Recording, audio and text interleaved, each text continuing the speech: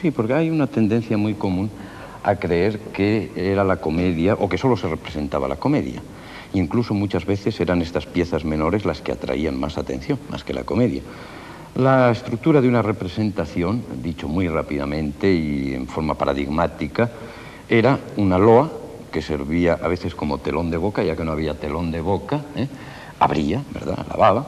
Después venía la primera jornada de la comedia, a continuación se representaba un entremés, después la segunda jornada, a continuación se representaba una mojiganga, una jácara, y la tercera jornada, finalmente había pues un fin de fiesta, un sainete. Ya todo esto, no olvidemos que en el texto se incluía, mejor dicho, en la representación de la comedia se incluían también danzas, bailes, la famosa zarabanda, se incluían canciones, a veces cancioncillas tradicionales. Es decir, que no podemos hablar de la comedia como único elemento de la representación, sino de un conglomerado de espectáculos que en conjunto forman la representación.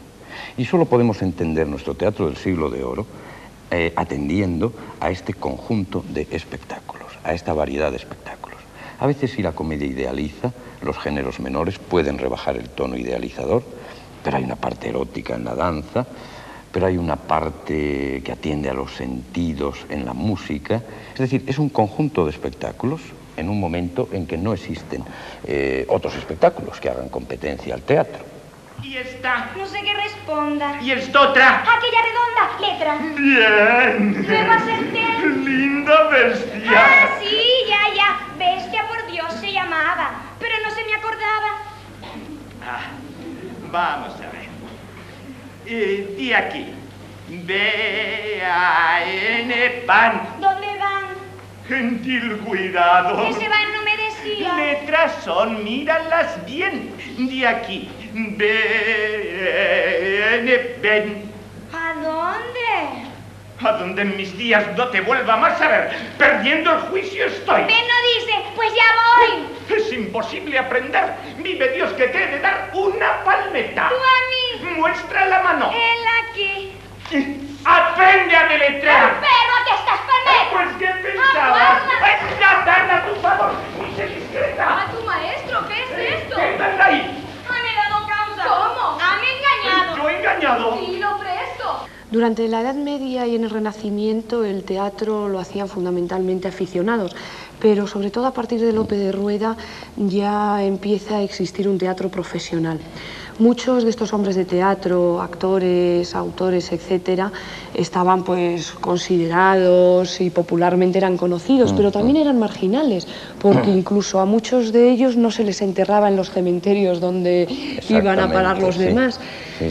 ¿Cómo era la vida de estos actores como personas y como profesionales? Incluso matizaré a lo que acabas de decir antes de responder a ello, que ni podían acceder a los niveles más bajos de la nobleza comprando títulos, como hacían otros. Bien, la vida de los actores nos plantea un problema curioso. Reciben la admiración popular, son auténticas estrellas, pero a la vez reciben este rechazo popular, ¿verdad? No poder enterrarles en sagrado, no poder acceder a la nobleza, ser descalificados moralmente. Sin embargo, lo que más nos interesa es afirmar rotundamente que el actor se profesionaliza en el siglo XVII, ¿no? Entonces, ha de decir el verso de una determinada forma, ha de saber moverse en el escenario, cantar, bailar, es decir, se convierte en un profesional, se organiza profesionalmente, se forma en compañías, hay una estructura jerárquica. En definitiva, el viejo aficionado que hace teatro ocasionalmente se pierde. Pero yo aquí quisiera destacar el papel esencial de la figura del autor de comedias. Diré rápidamente que el autor de comedias no es ni Lope ni Tirso.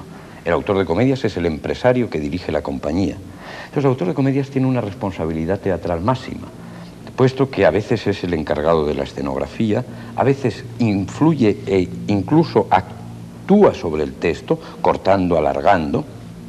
Es, en definitiva, el responsable de que el teatro se mantenga vivo a lo largo del siglo XVII. Por eso, para el escritor se reservó el término poeta, porque Tirso, Lope, Calderón lo que hacían era aportar un texto. Eran los poetas, o ingenios, que se les llamaba a veces. Pero quien en realidad ponía en pie toda esa maquinaria era el autor de comedias. Y por eso la época lo llamó autor de comedias, el que hacía las comedias. Ya existían en el siglo XVII en torno del teatro las figuras de los administradores, de las autoridades, de los gestores. Claro que sí. Desde el protector de comedias, que era la autoridad máxima en lo teatral, era quien controlaba todo, en definitiva la autoridad central, a una multitud de cargos intermedios y sobre todo autoridades, digamos, administrativo-económicas, como los comisarios de semana, los comisarios de libro. Y había una policía especial para las representaciones, que eran los alguaciles de comedias, encargados de controlar y de mantener la moral en un espectáculo tan complejo y tan variopinto, que los hombres no entraran a la cazuela, que no se produjeran tumultos a la salida, que las protestas por una representación no llegaran demasiado lejos. Es curioso que también en este plano administrativo, digámoslo así, existe ya una perfecta reglamentación que nos habla del teatro como un hecho estable y perfectamente reglamentado y definido en la vida ciudadana. Hablemos de Inés. Muchas son las ideas y muchos los problemas que suscita la simple mención de las palabras teatro clásico español. Nos viene a la imaginación inmediatamente el acuciante reto de cómo hacer vivir a nuestros clásicos en un escenario de hoy, cómo atraer al público de 1985 hacia esas obras de hace más de 300 años que sostienen valores universales, pero también poseen, como toda obra humana, mucho de perecedero, muchos componentes que irremisiblemente pertenecen a su siglo y solo a él. Durante mucho tiempo, los grandes conceptos de honor, patria, rey, religión, amor y su utilización triunfalista para momentos que ya no eran los suyos, o las sutilezas en el estudio de versos y argumentos, puede que hayan apartado a muchos de nuestro teatro clásico por presentárselo como algo muerto, hostil por su utilización culturalista o propagandística, o en todo caso, dominio de unos pocos eruditos. En buena medida ha ocurrido esto por el sistemático olvido de que el teatro fue vida diaria, gusto colectivo, realidad que se hizo día a día sobre el escenario de los corrales de comedias gracias a la profesionalidad de grandes actores, poetas, directores y empresarios. Leonor, ¿qué hacía? Tenía envidia de tanto amor. Y no se engaña que son correspondencias de estrellas. Perdonadme, manos bellas, que leo el postrer renglón. Dicen que viene el rey a Medina, y dicen bien, pues habéis de venir vos, que sois rey mío. Acabóseme el papel. Todo en el mundo se acaba. Poco dura el bien. En fin, le has leído por jornadas. Espera, que aquí a la margen vienen 2 o 3 palabras. Poneos esa banda al cuello. Ay, si yo fuera la banda. Todo el teatro del siglo XVI es un lento camino de hallazgos y sucesivas maduraciones que desemboca en la genial hazaña de Lope de crear, con un gran esfuerzo sintético, un modelo de teatro, la tragicomedia, que se mantendrá vigente durante todo un siglo y será imitado por todos. Es verdad que Lope no crea de la nada ni inventa cada uno de los elementos que van a integrarse en la comedia nueva. Lo que ocurre es que su gran instinto dramatúrgico le llevó a un esfuerzo de selección y síntesis de hallazgos dispersos de sus predecesores, creando así, dentro de la tradición, la comedia moderna española, capaz de atraer desde el rey al último de sus servidores. Pero aún no he cumplido 22 años. ¿Y yo? ¡Tendré 500! Dígolo yo por eso. O porque si Dios quiere, me queda vida para valerme de ella. Todavía en la primera mitad del siglo XVI encontramos en la comedia italianizante de Torres Naharro problemas de amor, honor, galanteo y una variada gama de tipos sociales que, enlazando con Lope de Rueda y sus primeros intentos de comercialización del teatro, fuera de ámbitos nobiliarios y eclesiásticos, nos acercan a los orígenes de alguno de los elementos recurrentes de la comedia nueva. Se trata de encontrar un público y crear para él un modelo teatral que colme sus expectativas. Por ello es también muy significativa la actitud del valenciano Timoneda, quien para sus comedias remodela sus fuentes clásicas e italianas pensando en su público, y esta es una actitud que va a ser típicamente lopesca. Habría que mencionar también a ese gran desorientado teatral que fue Cervantes, pero especialmente importante y significativa es la influencia de la comedia dell'arte italiana para la práctica teatral y aún para formas de comicidad. Sansa! Senza grandezza! Sansa! Mangeremo insieme, se goderemo fra di noi e nessuno disturberà. Cosa dicevo, Pucci? Maria Purita! Io non desidero altro che essere vicino alla mia cara sposa. Certo che questa è la miglior vivanda. Mio figlio non è amante della vanità e di un giovane di buon cuore ama la vostra figliuola e non pensa ad altro. Bisogna proprio dire che questo matrimonio sia stato destinato al cielo. Perché se a Torino moriva signor Federico Rasconi, mio corrispondente, voi sapete che mia figlia gliel'aveva promessa a Elo, non la poteva toccare al mio caro signor. Lope crea una fórmula dramática que, aunque retoma elementos previos, adopta en su conjunto una forma nueva que servirá de modelo a todos los dramaturgos del 17, Alarcón, Guevara, Tirso, Calderón, etc. Hay una serie de elementos externos recurrentes, 3 actos, variedad de versos, fórmulas literarias que se repiten, variedad de personajes, pero englobados en un reducido número de funciones dramáticas que se polarizan en 2 bloques, el plano noble, galán-dama, y el plano cómico, criado, gracioso, criada, además del lacayo, padre, etc. Hay, por otra parte, una serie de recursos que se convierten en técnica de oficio repetida, desenlace feliz, mezcla de lo cómico y lo trágico, acciones y escenas tipificadas que sirven para muchas comedias, poca profundización en los caracteres, alteración de las unidades clásicas.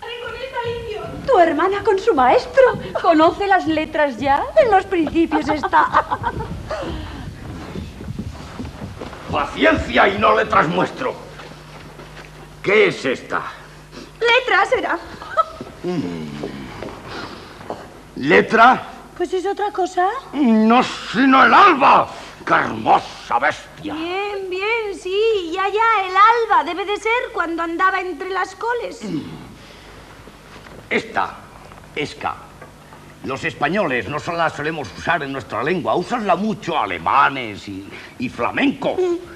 Qué galanes van todos estos detrás. Estas son letras también. ¿Cuántas hay? 23 son. Ahora, vaya delición que yo la sabré muy bien. ¿Qué es esta? ¿Aquesta? No sé. ¿Y esta? ¿Cuál? ¿Esta redonda? Letra. ¡Bien! ¿Luego acerté? ¡Linda bestia! Así, bestia, por Dios se llamaba, pero no se me acordaba. Esta es R y esta es I. Pues si tú lo traes errado... ¿Con qué pesadumbre están? Di aquí, B-A-N, van. ¿Dónde van? Gentil cuidado. ¿Que se van, no me decías? Letras son, míralas bien. ¡Ya miro! B-E-N, ven. ¿A dónde? O donde en mis días no te vuelvo más a ver. Ven, ¿no dices? Pues ya voy. Perdiendo el juicio estoy, es imposible aprender. Vive Dios que te ha de dar una palmeza. ¿A mí? La función primaria de la comedia es entretener, convirtiendo el gusto del público en norma poética. Pero si no es posible un entretenimiento totalmente descomprometido, menos lo es en nuestro teatro clásico, que al asentarse sobre conceptos de honor, patria, rey, fidelidad, relaciones políticas y sociales, adopta un sistema de valores que, en general, es de apoyo político y estatismo social, aunque con algunas contradicciones y divergencias. Y esto no supone aminorar ni negar la belleza de tantos romances, tercetos, redondillas, sonetos que aparecen en nuestro teatro clásico, aunque justo sea reconocer la repetición de muchos estereotipos formales y fórmulas de efecto que el rápido ritmo de creación imponían. A retrovalla, cosa en que espíritus hay. Son los espíritus nuestros, porque el alma que yo tengo a vuestro cuerpo se pasa. ¿Tanto pasa el que se casa? Con él, como os digo, vengo tan muerto por vuestro amor que a que esta ocasión busqué. ¿Qué es amor? Que no lo sé. ¿Amor? ¡Locura! ¡Furor! Pues loca tengo de estar. Es una dulce locura, porque en la mayor cordura suelen los hombres dejar, en comenzando a querer, enferma la voluntad de una dulce enfermedad. No me la mandes tener, que no he tenido en mi vida sino solo sabañones. Agrádanme las lecciones. Tú verás de mi querida cómo has de querer así. que es luz del entendimiento, amor. Lo del casamiento me cuadra. Y me importa a mí. Pues me llevará a su casa y me tendrá allí también. Sí, señora. ¿Y eso es bien? Y muy justo en quien se casa. Vuestro padre y vuestra madre casados fueron así. De eso nacisteis. ¿Yo? Sí. Cuando se casó mi padre, ¿no estaba yo allí tampoco? Lope fue desmesurado en su obra. Aunque no escribiera las 1500 comedias que le atribuye su amigo y biógrafo Montalbán, es lo cierto que nos han llegado unas 400 con una gran variedad temática.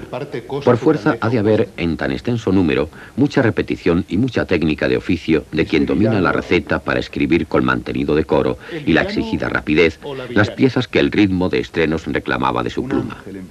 Pero creó obras maestras señeras, en las que el bello verso y acertado ritmo escénico presentan problemas universales de la vida del hombre. Tal sería la trilogía en que plantea el abuso de poder por parte de la nobleza y el triunfo del villano digno que, tras ver sufrir en sus mujeres la deshonra, se toma la justicia por su mano y ejecuta a los injustos forzadores. Así ocurre en el caso de Peribáñez y el comendador de Ocaña, Fuente Ovejuna y el mejor alcalde, el rey. Y este se esconde en su casa cuando paso por su puerta. Pues vive el cielo que abierta ha de saber que el rey pasa. Traed aquel marrollito. Ese desnudo. Ese gordo. Pobre Mengo, él es sin duda. Temo que ha de confesar. ¡Ay! ¡Ay! Comienza a apretar. ¡Ay! Es menester ayuda. Él confiesa. ¡Ay! ¿Quién mató villano al señor comendador? ¡Ay, que yo lo diré, señor!